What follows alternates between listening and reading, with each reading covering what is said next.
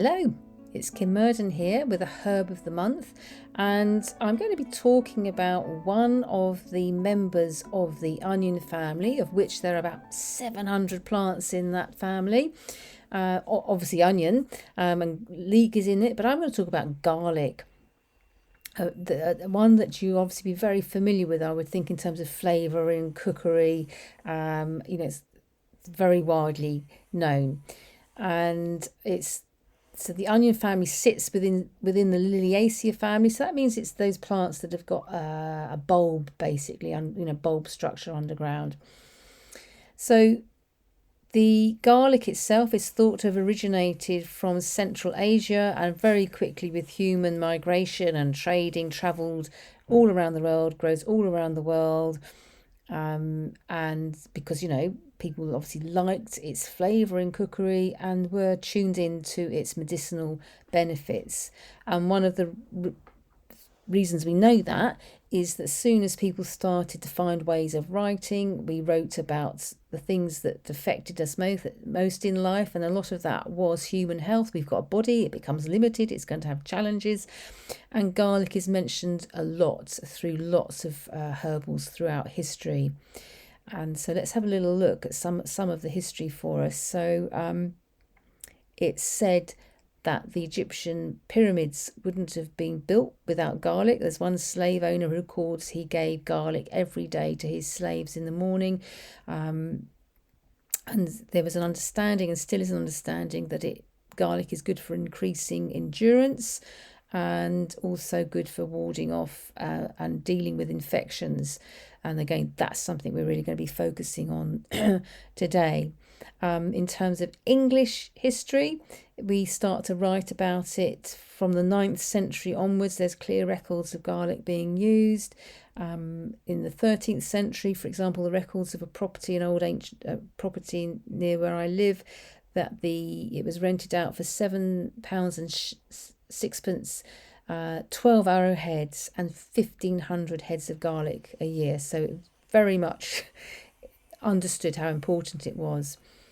In the classical world, the Greek and Roman world, widely used, widely grown around the Mediterranean, either to give people strength or to deter evil, to give animals endurances in horse races. And we start to see in the writings there, it does divide people, that some people say it's just a stink on someone's breath. I think that was Horace who wrote about that. Whereas someone else said, Homer's Ulysses wouldn't have escaped Circe without the garlic as some talismanic role. So very much integral to human history. We kind of fast forward to a bit more modern history. There's the Four Thieves Vinegar tale from the 18th century in Marseille, where the plague had struck and the bodies needed collecting from houses and burying. So the authorities decided that there were four thieves who were due to be hanged, that they could go out and get the bodies. It wouldn't matter if they perished in that task. But unbeknown to the authorities that these men had devised this vinegar, various things in it like rosemary and thyme, and it had oodles of garlic in it. And it said that they would wash themselves with that before they went out, and maybe they drank it, I don't know. There's a question mark whether it's an apocryphal story or not. And it said that they survived the plague, and people asked them how they did it, and they related the tale of this vinegar they had made, and then the recipe was said to be pinned up on the wooden gates of Marseille for all to share. And you can go and Google, there's plenty of different recipes with of got Four Thieves vinegar. And more recent history in Britain, in the 19th century in the East End, there was some feverish illness outbreak, and the Catholic priests and the Anglican priests went out to tend to various people, and the English priests perished, it was said, or got ill, whereas the Catholic priests, they were that culturally using a lot of garlic in their food. None of them died. So another good illustration. And if we come to the First World War, in our field hospitals in England, out in France, garlic was used a lot. The government asked people to collect garlic, so I think they were given 1 shilling for a pound of garlic, and the garlic was crushed and put on sterilised sphagnum moss to treat, these ghastly wounds that the soldiers had. So it was preventing sepsis or treating sepsis and things like that. So very much embedded in our clinical understanding for a long, long time. Likewise, actually, in the Second World War, the Russians ran out of penicillin and they resorted to garlic, so it was called Russian penicillin at that point. So why do we use it? How can we use it? What's going on? What are its constituents? Well, number one, that smell we get on the breath, that's kind of a sulfurous compound. So there's sulfur in it, and there's allicinin in it, and it becomes very potent once we crush garlic. Once we crush garlic, the active constituents make contact with each other and their efficacy increases. So when a lot of these remedies that we'll go through in a bit, if we can let them stand for a little while, 2 to 3 hours, maximum 48 hours, because otherwise you're going to then be exposing yourself to microbes, the growth of microbes, we don't want that. You're going to increase the potency of the remedy, but it's not critical, but it's just useful to know. And I'm going to particularly focus on using it in its fresh state. Just to sort of say that when we use it in cooking, it absolutely let food be our medicine and medicine be our foods, which is an Hippocrates quote. So if you ingest a lot of cooked garlic, it's going to really be helpful for the cardiovascular system, for cholesterol, preventing the build-up of cholesterol plaque in the blood vessels. So that's all fabby-dabby-doodah.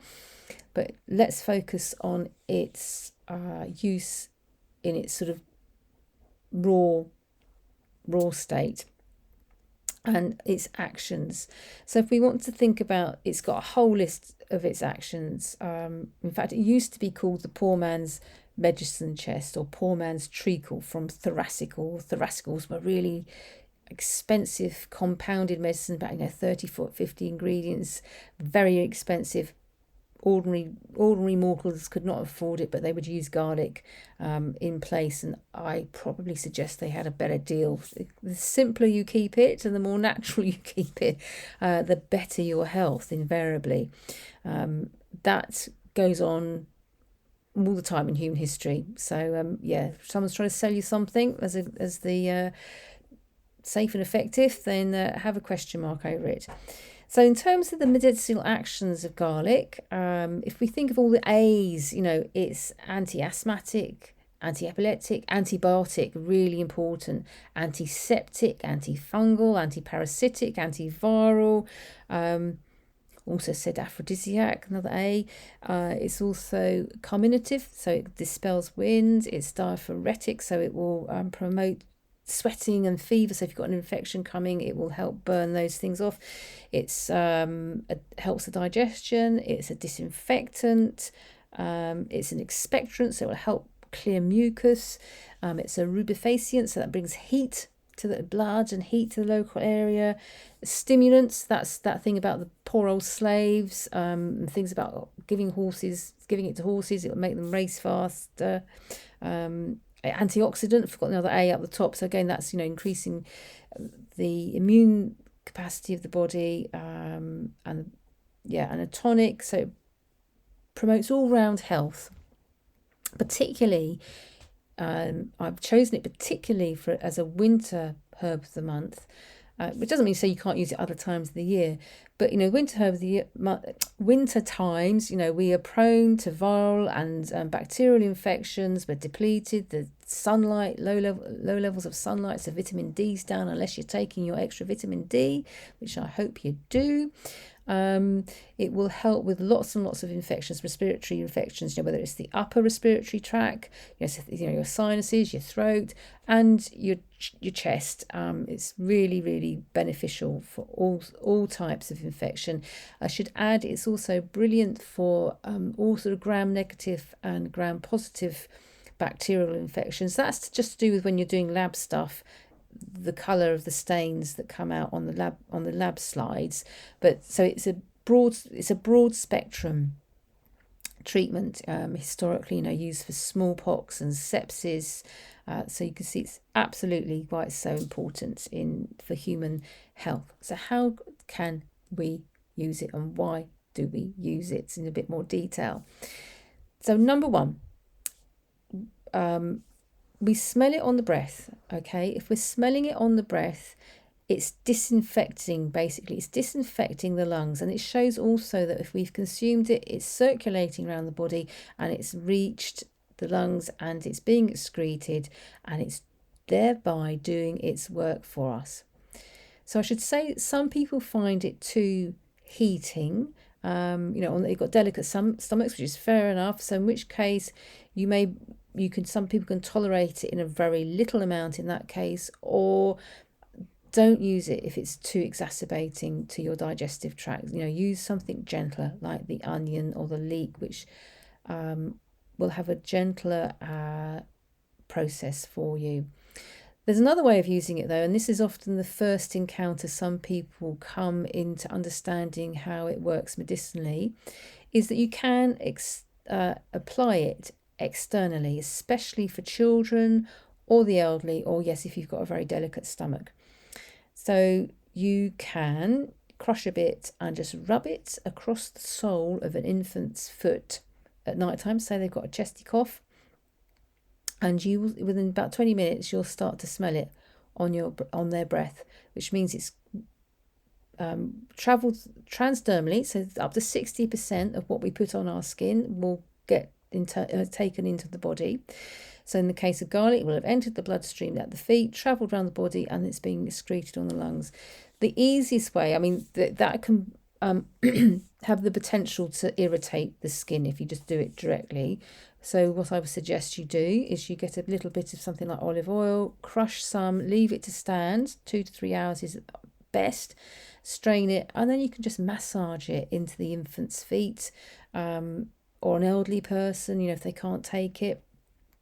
And you'll notice that effect. Hurrah, it's disinfecting the lung, and it will be having its antibiotic effects, and it will be helping to break down the phlegm and the mucosa and give some alleviation to all that congestion. And always with children, just think how tiny their airways are, and if there's a little bit of mucus in there, it really has a massive impact. It's bad enough when you're an adult and you can do a sort of vigorous bit of coughing. So yeah, there's a myriad of other ways. So let's run through some of those things, and then I think you'll see as we talk through it that, oh yeah, I could use it in that way. So the simplest way is to crush it and put it in boiled water, like making a tea, an infusion, leave it to stand. You could, and again, you don't have to leave it 2 to 3 hours. You can consume that straight away, 5 to 10 minutes, strain it, and you could add lemon to it. You could add a little bit of honey, you could add elderflower or mint. These are all really brilliant when you're getting that first stage of an infection, you're wanting to bat it off, want to raise the temperature of the body, raise its immune system function, and throughout the course of an illness, and it will shorten the course of that illness if you attend to taking something like garlic. You can also do crazy things. It's one of the things, really early things I suggested to my mother years back when I was a herbal student, to crush it and put it in bread and butter with some parsley and eat that. She had a really bad chest infection, and she was a convert after that, of how it just, opened up the chest and helped to fight the infection.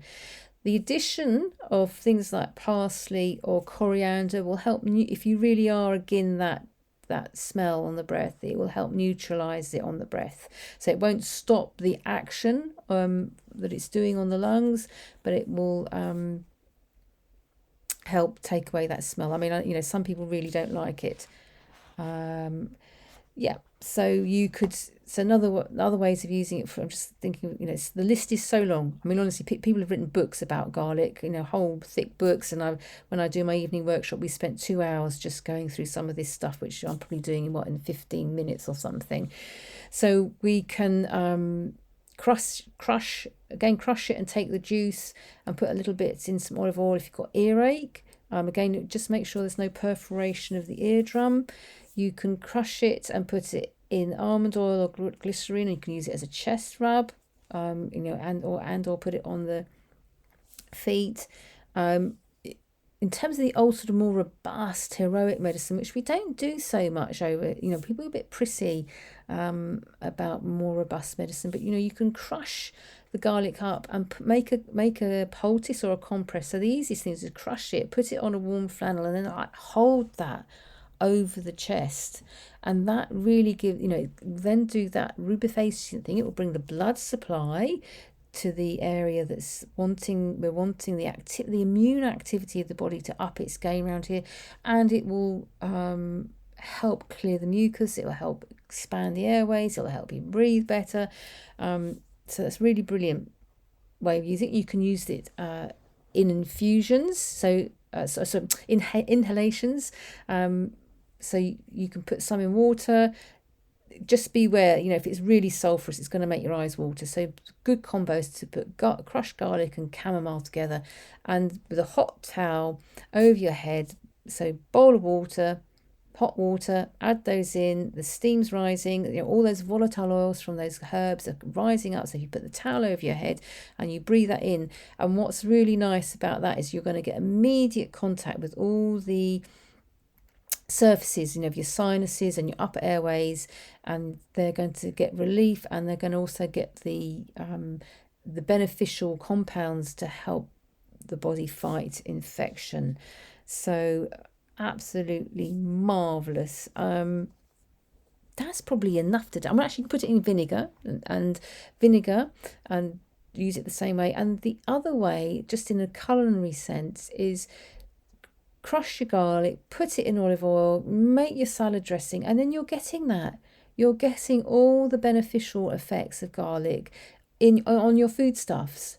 So as I said, with the cooking, you're going to get all the beneficials. If you cook with it regularly, that's going to be really great for all the cardiovascular health. And if you're having it in its raw state, it's going to be really brilliant for your whole immune system. So to re-emphasize, in the winter the light levels are low, so our systems are more depleted, so we need to be taking things like vitamin D a lot. I'm a great advocate of high dose vitamin D, and we wanting to keep ourselves our immune system to have the capacity to ward off infections. So the better we eat, the less things we put into our system that compromise it, but put things in that are going to optimize it, the better our health is going to be. And that, without going off on a huge tangent, it's not really a tangent. There's lots of infections around. There's a huge viral load. I mean, when it's hot and stuffy,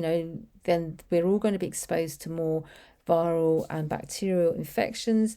And also, if we've compromised people's immune systems and damaged them and depleted how their immune systems, then that's going to spill out to everyone. So in terms of just bringing the focus back in to what we can do for ourselves in our home, that is very empowering, very resourcing. It's cheap, and you feel better. What could be better?